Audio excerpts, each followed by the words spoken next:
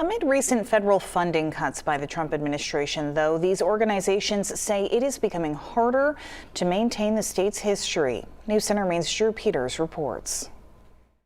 Here's footage from the Katahdin Area Council of Boy Scouts of America. While they may seem small, Director David Weiss says each piece of video archived at Northeast Historic Film in Bucksport tells a part of Maine's story. It's just the sort of everyday fabric of life over multiple generations, and it's pretty important to have it available. But with the recent loss of a more than $300,000 grant due to cuts from the Trump administration, he says sharing those stories is becoming a lot harder. It's first of all shocking and kind of hard to process.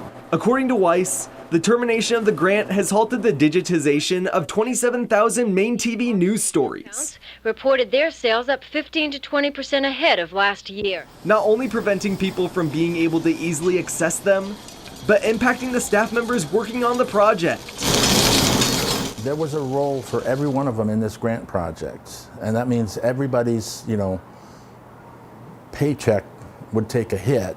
While Northeast Historic Film deals with federal funding cuts, the Wilson Museum here in Castine is dealing with a similar grant termination. The ground under us is unsettled and moving in ways that most of us who've been doing this for quite a while have just never seen. Executive Director Julia Gray says the specific grant terminated was helping fund multiple programs, including a film in partnership with the Penobscot Nation. Using dialogue as a way to engage on issues that can be complicated. Gray says the loss of funding puts these educational opportunities for Mainers in jeopardy and also creates a level of uncertainty regarding future projects. We had other projects kind of in the planning processes and in the concept process that we certainly would have been looking at federal funding for. Both organizations say they're working with larger groups that have also lost funding, like the Maine Historical Society and Maine Humanities Council, to look for solutions. Leaders from all political stripes have seen the value in the work that public libraries do and museums do.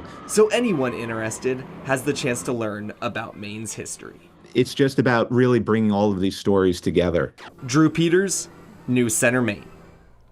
Northeast Historic Film and the Wilson Museum say they are both accepting donations to help recuperate some of the funding lost.